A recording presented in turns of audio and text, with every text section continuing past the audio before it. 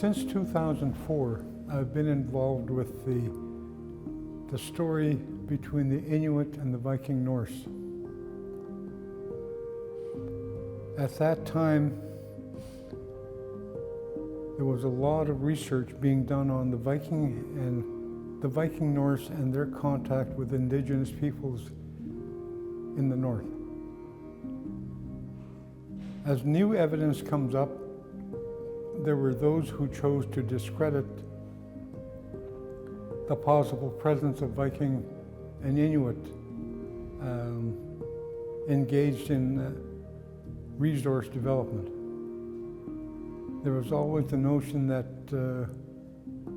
when it came to North American archaeology,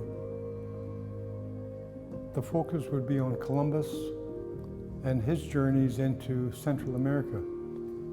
So, while trying to disprove the extent of Viking contacts in the north, they were also giving credence to Columbus and those who followed after him.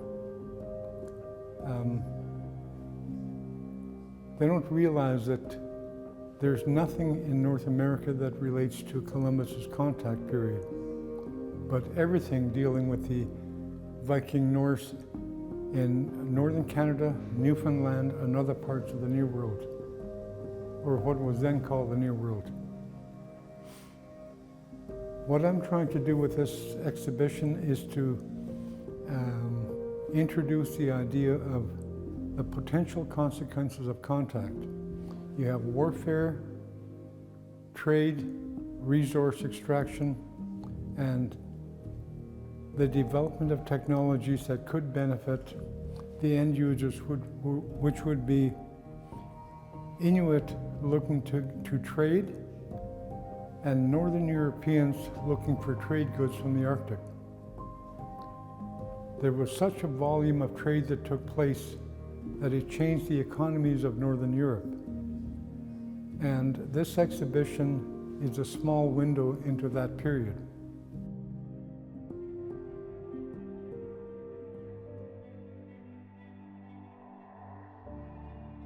This sculpture is my understanding of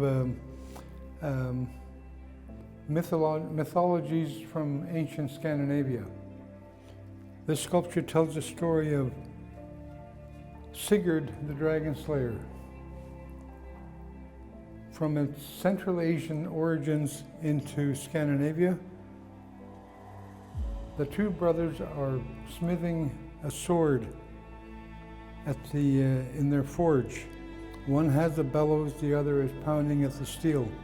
Above them are elements of Sigurd and the dragon slayer story. The backside of the sculpture depicts the dragons. A dragon figure here, others here, and throughout.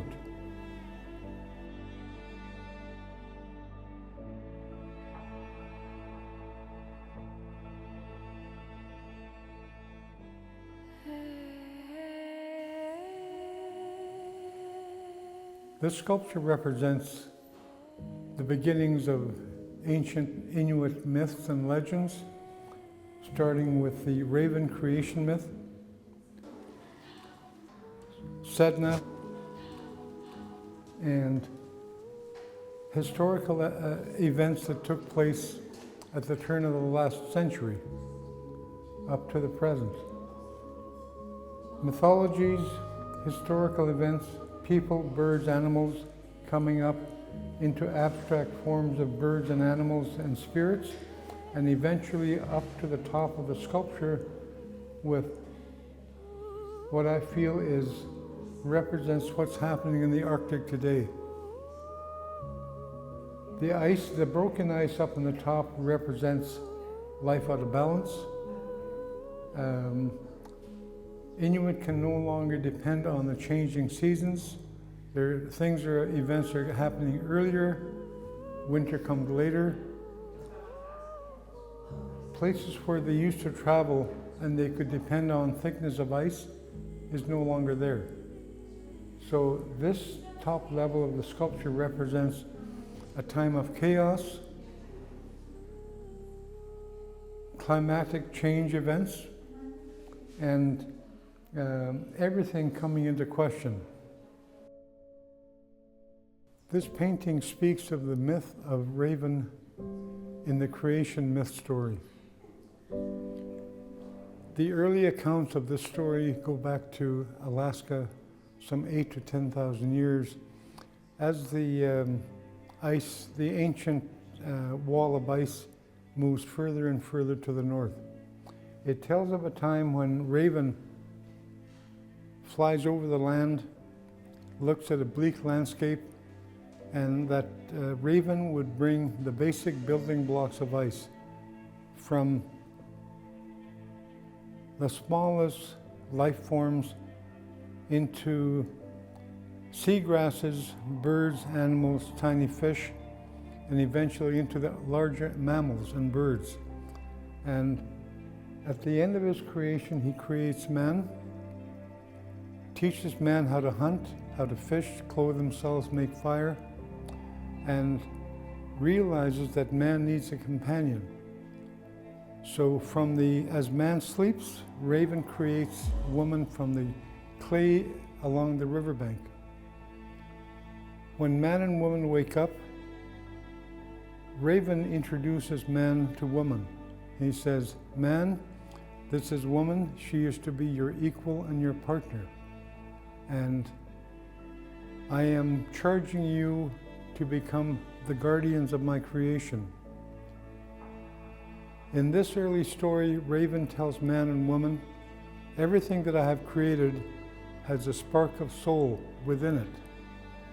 That spark of soul is no different from a small bird, lemming, wolf, and that spark of soul that is within you. You will treat my creations with reverence and with respect. And that myth, going back several thousand years in Alaska and Siberia, is the basis of the relationship between man and woman, man and nature.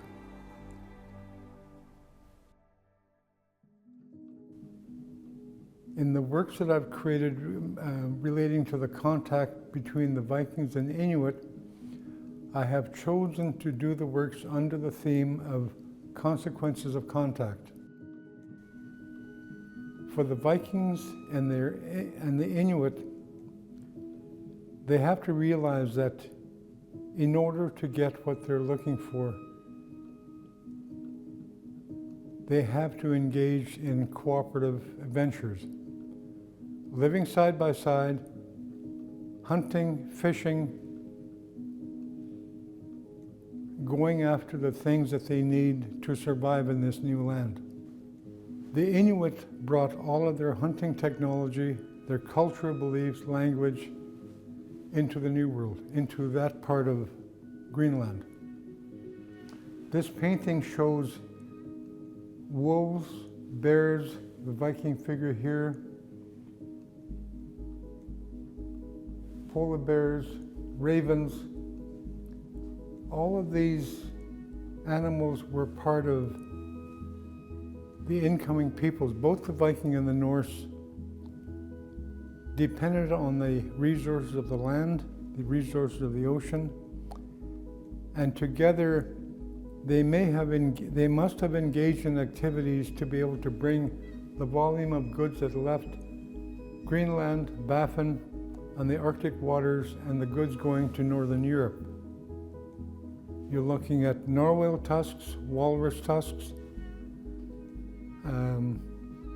fish, polar bears, polar bear skins, and breeding falcons.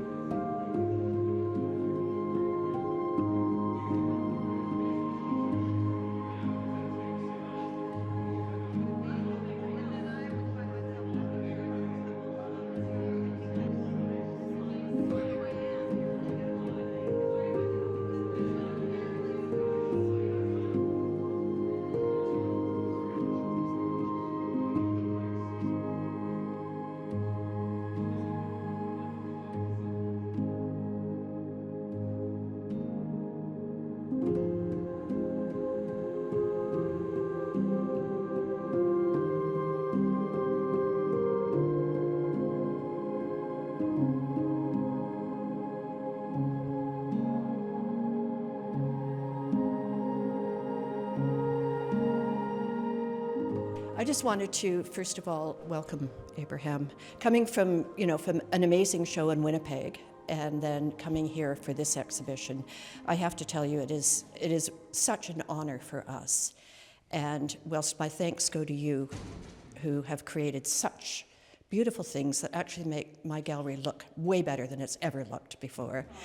But I also wanted to recognize Lou, who is in the background there, Lou Ruffalo, who has worked with Abraham for years and has made so much happen, and Laura, there she is right there, who works by Lou's side and has also made everything work, because I think without them, this exhibition and many other things probably would not have come to fruition.